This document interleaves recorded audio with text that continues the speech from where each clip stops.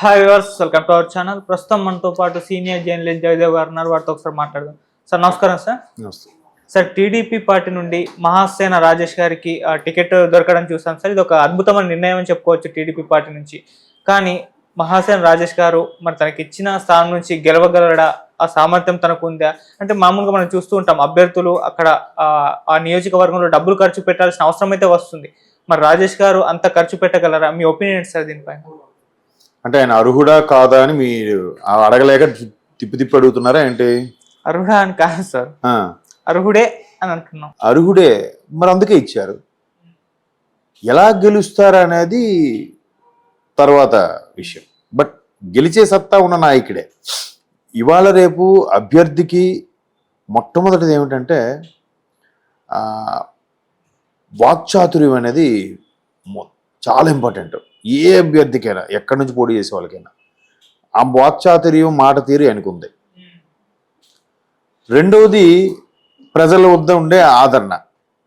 మూడవది మీరు అన్నట్టు అంత ఖర్చు పెట్టగలరా అంటే డబ్బు అని. మూడవది కాదు, ఇప్పుడు చాలామంది అభిప్రాయం ఏంటి అదే మొదటిదని. ఆ వాక్చాతుర్యం లేకపోయినా నడుస్తుంది, ఆ ప్రజల్లో ఆదరణ లేకపోయినా నడుస్తుంది. కేవలం డబ్బు ఉంటే చాలు, ఖర్చు పెట్టగల సత్తా ఉంటే చాలు. కానీ రాజేష్ మహాసేన్ అనే వ్యక్తి నాలాంటి వారికి ఎలా తెలిసిందంటే, ఫస్ట్ నేను సోషల్ మీడియాలో చూశాను. ఆయన నాకు తెలిసి ఒక జర్నలిస్ట్ అవునో కాదో నాకు తెలియదు. పోనీ బాగా సోషల్ మీడియా నుంచి బాగా యాక్టివిస్ట్ అని నాకు తెలియదు. కానీ ఒక సీనియర్ జర్నలిస్ట్ ఎలాగైతే అనలైజ్ చేస్తాడో అలా చేస్తున్నాడు. ఒక రాజకీయ నాయకుడు ఎలా మాట్లాడతాడో అలా మాట్లాడుతున్నాడు. ఆయన ఏ వీడియో చూడండి ల్యాక్స్లోనే ఉంటుంది వ్యూస్, అది కూడా.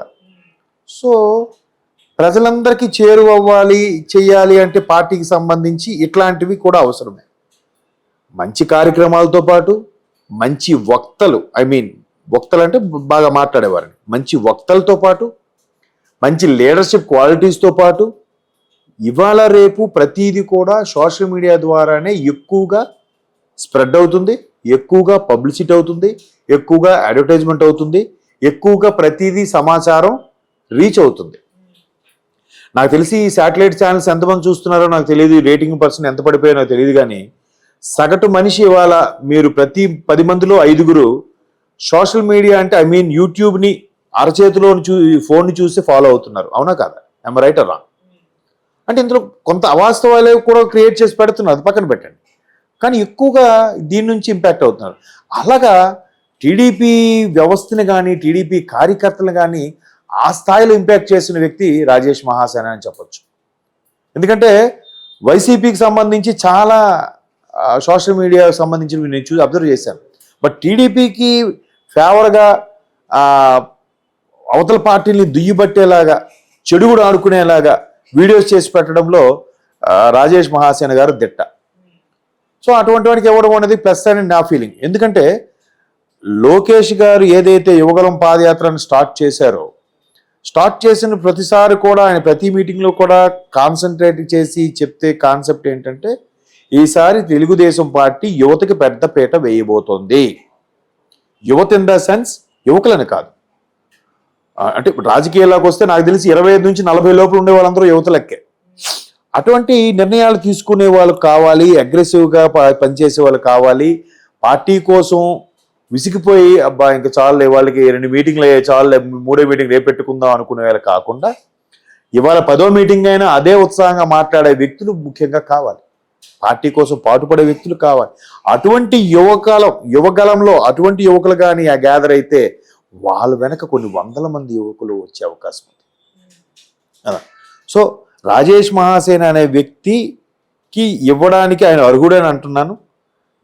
మిగతా సమీకరణలు తర్వాత జరుగుతాయి. మీరు అన్నట్టు ఖర్చు పెట్టగలడా, నిలబడగలడా, అందరినీ సమాయత్తం చేయగలడా, బుజ్జగించగలడా అంటే ఆయన మీద నాకు తెలిసి వైసీపీ ఒక 20-30 కేసులు పెట్టుంటుంది. ఆయన ఈ మధ్యకాలంలో అజ్ఞాతవాసంలోకి వెళ్ళాడని కూడా నేను చూశాను కొన్ని వీడియోలు. ఆయన ఎక్కడెక్కడో ఇట్లా యూట్యూబ్ షార్ట్స్లోను వాటిలోనూ కూడా షేర్ చేశారు. నేను పలానా దగ్గర ఉన్నాను మా టీంతో అని. ఆ 4-5 టీం ఉంటారు, ఆయన టీంతో ఫోటో దిగి పెట్టడం, ఇక్కడ వీళ్ళు కేసు వేయడం వల్ల నేను ఇట్లా ఉంటున్నాను. ఏ ఎలిగేషన్ లేదు. ఎందుకు అది కూడా కేసు? ఆయన వీడికి చంద్రబాబు గారు అరెస్ట్ తర్వాత మరి కాస్త ఆయన ఉధృతం చేశాడు వీడియోలు. అని మీరు అబ్జర్వ్ చేయండి, రోజుకు ఒక వీడియోని అప్లోడ్ చేస్తాడు ఆయన, ఎంత బిజీగా ఉన్నా.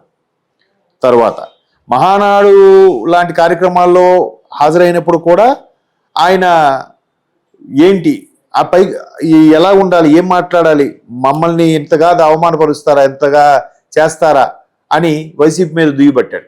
అసలు వైసీపీ 2019 ఎలక్షన్లో వైసీపీలో ఉండి వైసీపీ బయటకు వచ్చింది రఘురామకృష్ణరాజు లాంటి ప్రజాప్రతినిధులు అయితే, సోషల్ యాక్టివిస్ట్గా ఒక కార్యకర్తగా అంతమంది ఫాలోయింగ్ ఉండే వ్యక్తిగా బయటకు వచ్చిన మొట్టమొదటి వ్యక్తి నాకు తెలిసి రాజేష్ మహాసేన. ఆయన 2019 మరుక్షణం నుంచే వైసీపీ మీద యాంటీగా చేయడం స్టార్ట్ చేశారు. వీటన్నిటికన్నా ఆయనకు ఇంకో పెద్ద క్వాలిఫికేషన్ ఏంటంటే దళితుడు.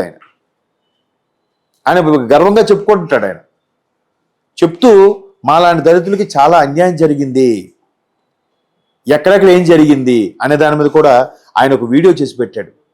అది కూడా నాకు చూస్తే కరెక్టే కదా, మొన్న తిన్న కర్రీ ఏంటో మర్చిపోతాం మనం. బట్ ఆయన వైసీపీ ప్రభుత్వం వచ్చిన తర్వాత ఫస్ట్ ఒక డాక్టర్ గారిని చంపేశారు, తర్వాత ఒక డ్రైవర్ని చంపేశారు, తర్వాత ఒక 9వ తరగతి చదువుతున్న పిల్లాడిని తోటి విద్యార్థులు కొట్టి చంపేశారు, తర్వాత ఒక అమ్మాయిని ఇవన్నీ చెప్తూ వీళ్ళందరూ దళితులే, ఇంతకన్నా చాలదా మన దళితులకి అవమానం జరుగుతుంది అన్నట్టు కూడా ప్రొజెక్ట్ చేయడం కూడా రావాలి కదా, ప్రొజెక్ట్ చేసుకోవడం రావాలి. పావలా చేస్తే 5 రూపాయలు చేసాంరా బాబు అన్నట్టు చూపించుకోగలగాలి. రాజకీయాల్లో వాళ్ళు ఇప్పుడు వైసీపీలు అదే చేస్తున్నారు కదా, పథకాలు అని చెప్పి ఏం చేస్తున్నారు, పబ్లిసిటీ. పొద్దున్న లేస్తే 3 కాల్స్ వస్తున్నాయి వైసీపీ నుంచి, మీకు ఒక 59 సెకండ్ల వార్తలు వినిపిస్తామని చెప్పి జగన్మోహన్ రెడ్డి గారి గురించి కొడుతూనే ఉన్నారు. ఇక్కడ అది లేదు కదా. మరి సోషల్ యాక్టివిస్టులు తీసుకోకపోతే పార్టీకి బలం ఎక్కడది? సో చంద్రబాబు గారి నిర్ణయం కరెక్టే. అదే రాజేష్ మహాసేన గారు కూడా ఒక సందర్భంలో చెప్పారు, అక్కడ వైసీపీలో సరిగ్గా ఆదరణ ఉండదు, నేను ఎలా ఇరుక్కుపోయానంటే లోపలికి వెళ్ళగానే ముందు మనకి టికెట్ ఇస్తామని కానీ మనం చెయ్యాలి కానీ కలిసిపోతాను ఏం చెప్పరు, ఒకేసారి తీసుకొచ్చి కౌగిలించేసుకుంటారు, మనం ఏదో గొప్ప అయిపోతాం, మన పక్కకి తీసుకెళ్ళి మాట్లాడతారు, అందరూ ఉన్న దగ్గర అందరిలో అనౌన్స్ చేయరు అని చెప్పి మీరు ఆ వీడియో కూడా చూడండి ఒకసారి. ఇవన్నిటిని కూడా పోసగుచ్చినట్టు చక్కగా ఎక్స్ప్లెయిన్ చేస్తాడు, స్క్రీన్ పెట్టుకుని కూడా ఎక్స్ప్లెయిన్ చేస్తాడు. అది చాలా ఎస్సెట్ ఆయనకి. మాటకారి అదొక ఎస్సెట్, దళితుడు అదొక ఎస్సెట్. అవుతాయి, ఫండ్స్ మొబిలైజ్ అవుతాయి. అయితే ఇక్కడ చిన్న డిసడ్వాంటేజ్ ఏంటంటే ఇందాకలో న్యూస్ కూడా చూశాను, ఆల్రెడీ పి గన్నవరంలో కోనసీమ జిల్లాకు సంబంధించి ఆ గన్నవరంకి ఒక సీనియర్ నాయకుడు, మరి ప్రస్తావన ఎందుకులే కానీ, ఆయన కూడా ఎక్స్పెక్ట్ చేశారు, ఆయనకి ఇవ్వలేదని వీళ్ళకి ఇచ్చారని ఆల్రెడీ కొంతమంది కార్యకర్తలు టీడీపీ జెండాలు తగలబెట్టేవాడు చేస్తున్నారు. ఇవన్నీ సహజం రెబల్స్ అన్నాక. కానీ 1982లో టీడీపీ పార్టీ ఆవిర్భవించిన తర్వాత, మహానటుడు ఎన్టీఆర్ గారు పార్టీ పెట్టిన తర్వాత 83లో ప్రభుత్వం వచ్చినప్పటికీ అత్యంత యువకులుగా ఉన్న పార్టీ టీడీపీయే కదా.